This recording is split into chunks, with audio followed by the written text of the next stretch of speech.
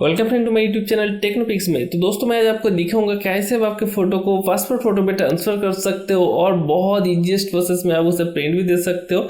तो मैं इस वीडियो में आपको दिखाऊंगा। तो दोस्तों पहले आपको इस फोटो को क्रॉप कर लेना है। तो यहाँ से मैं रेशियो ले लेता हूँ। तो रेशियो लेने पर क्या होगा, यहाँ पे जो हाइट एंड विड्थ होगा तो आपके रेशियो के हिसाब से ये क्रॉप करेगा। अगर आप फ्री क्रॉप करना चाहते हो तो कर सकते हो, बट वहाँ पे क्या होता है कभी कभी फोटो डैमेज हो जाता है तो वो ठीक ठाक से नहीं होता है, मतलब कि उसका जो साइज हाइट होता है उसे एडजस्ट करने में बहुत प्रॉब्लम आता है। तो मैं यहाँ से 4:5.2 जो रेशियो में मैं ले चुका हूँ इस क्रॉप को।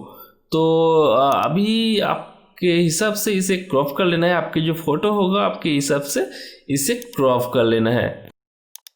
दोस्तों एक क्रॉप होने के बाद ये देखिए परफेक्टली क्रॉप हो चुका है। अभी इसके जो फेस है उसे थोड़ा सा रिटच देना होगा। तो यहाँ पे देखिए जो पिंपल है इसे हटाना है। तो क्या करना होगा, तो बैकग्राउंड लेयर को सिलेक्ट करते हुए Ctrl+J पे क्लिक करने पर एक न्यू लेयर आएगा। तो इसके बाद यहाँ से आप जो हीलिंग टूल है इसे भी आप यूज कर सकते हो, बट ये परफेक्ट नहीं होगा।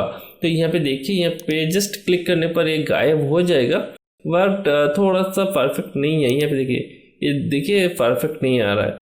तो मैं यूज करूँगा कंटेंट एवॉर्ड टूल को। तो कैसे यूज करते हैं तो देखिए, तो जो सिलेक्शन टूल है इसे मैं यूज करूँगा।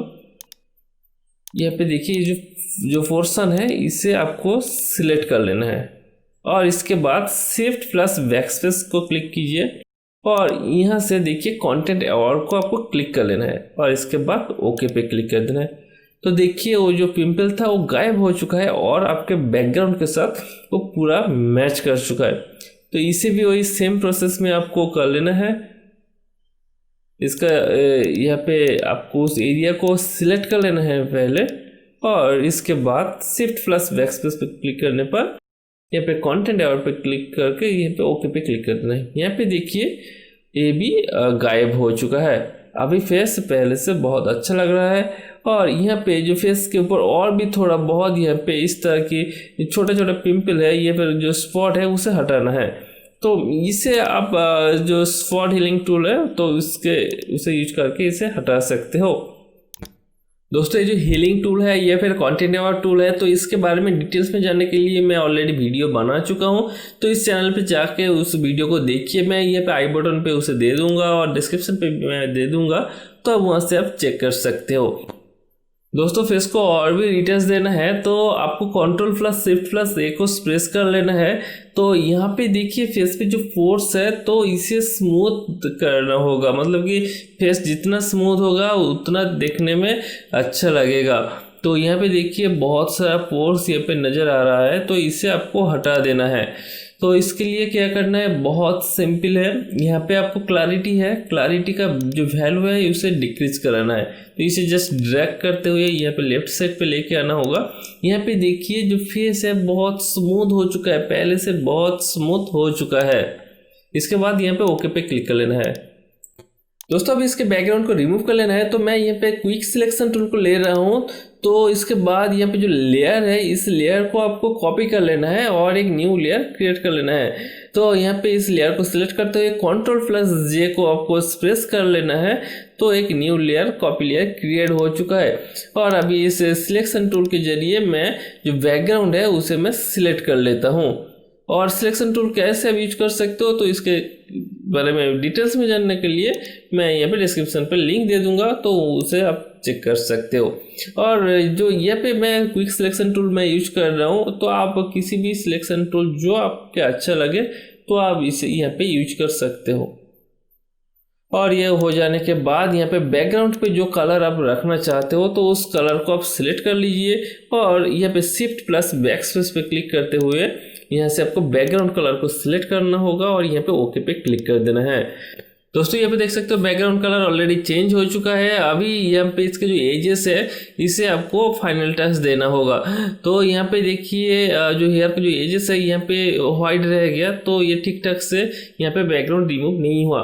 तो इसे आपको क्या करना है, यहाँ से आपको मैजिक वॉन्ड टूल को ले लेना है और इसके बाद यहाँ पे बैकग्राउंड पे आपको क्लिक कर लेना है। तो यहाँ पे जो बैकग्राउंड है ब्लू कलर का वो सिलेक्ट हो गया है, बट मुझे जो सब्जेक्ट है उसे सिलेक्ट चाहिए क्योंकि वही पोर्शन को आपको ब्लैक करना होगा। तो यहाँ पे Ctrl+Shift+I को आपको प्रेस करना है। तो यहाँ पे देखिए जो सब्जेक्ट था वो सिलेक्ट हो गया।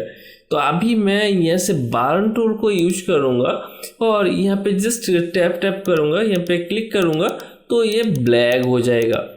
और जहाँ जहाँ पे वही एजेस पे जहाँ पे एजेस पे वो वाइट रह गया तो मैं उसे ब्लैक कर लेता हूँ। और ये करने पर ये जो आपके जो एजेस है वो परफेक्टली मैच हो जाएगा। ये बार्न टूल क्या करता है, ये फोटो को ब्लैक करता है, मतलब कि उसे बार्न कर देता है उस एरिया को।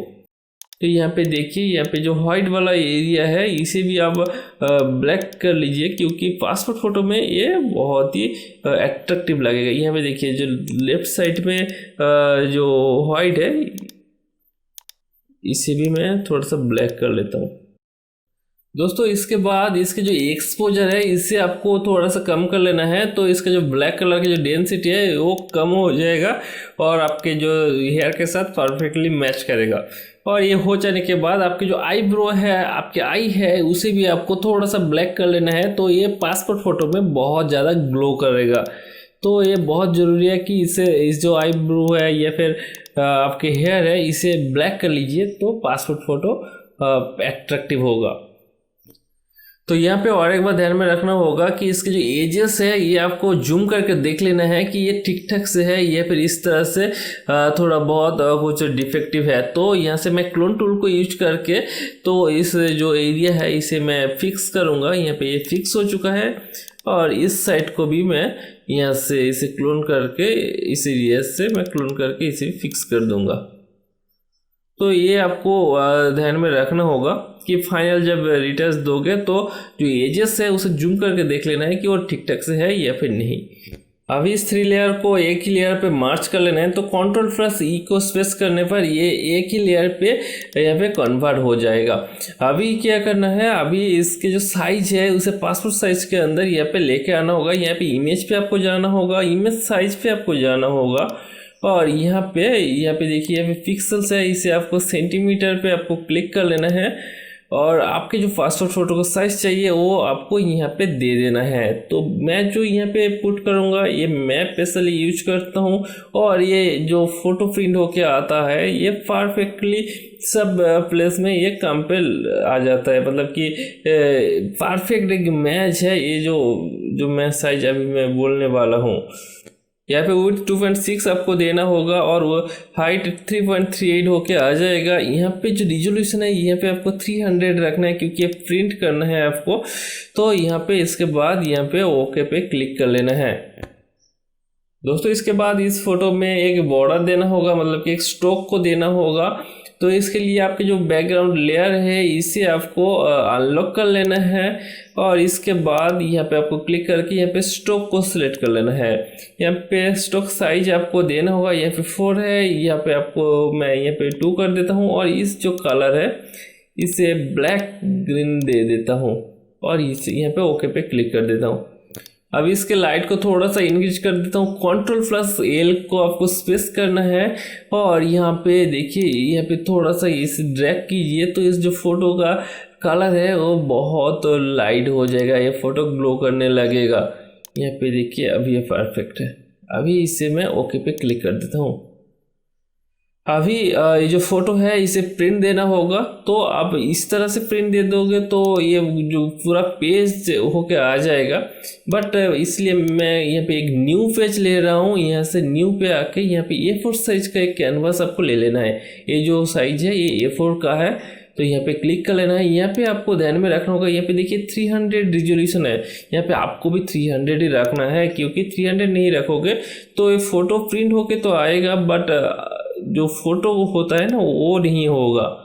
अभी उस पिक्चर को यहाँ पे ड्रैग करके यहाँ पे लेके आना होगा, यहाँ पे क्लिक करके ड्रैग करके यहाँ पे छोड़ देना है। तो ये यहाँ पे आपको एक साइड में यहाँ पे आपको रखना है। तो और इसके साइड से आपको एक जो मार्जिन है उसे आपको दे देना है। इसके बाद फ़ोटो का क्लोन यहाँ पे बनाना होगा। इसके लिए आपको Ctrl+Alt+Shift को प्रेस करते हुए यहाँ पे आपको ड्रैग करके लेके आना होगा। यहाँ पे देखिए वही सेम फ़ोटो का एक क्लोन यहाँ पे आ चुका है। दोस्तों अगर आप Ctrl+Alt को प्रेस करते हो बट शिफ्ट को नहीं प्रेस करते हो तो आप इस फोटो को किसी भी प्लेस पे प्लेस कर सकते हो, बट मैं यहाँ पे एक लाइन पे ही लूँगा तो इसीलिए मैं Ctrl+Alt+Shift को मैं प्रेस करूँगा तो एक के बाद एक कॉपी होके आ जाएगा। तो इस तरह से आपको एक के बाद एक आपको क्लोन करके लेके आना होगा। तो दोस्तों इस वीडियो में बस इतना से। प्लीज़ इस वीडियो को लाइक कीजिए, इस वीडियो को आपके फ्रेंड के साथ शेयर कीजिए और नेक्स्ट वीडियो के लिए वेट कीजिए, क्योंकि नेक्स्ट वीडियो में मैं इस फोटो को कैसे प्रिंट दे सकते हो उसके बारे में मैं बात करूँगा और वहाँ पर बोलूँगा कि कौन सा बेस्ट ऑप्शन रहेगा ये जो फ़ोटो है उसे प्रिंट करने के लिए। तो दोस्तों इस चैनल को सब्सक्राइब कर लीजिए और इस वीडियो को लाइक कीजिए और अगर कुछ जानना है तो आप कमेंट बॉक्स पे आके कमेंट भी कर सकते हो।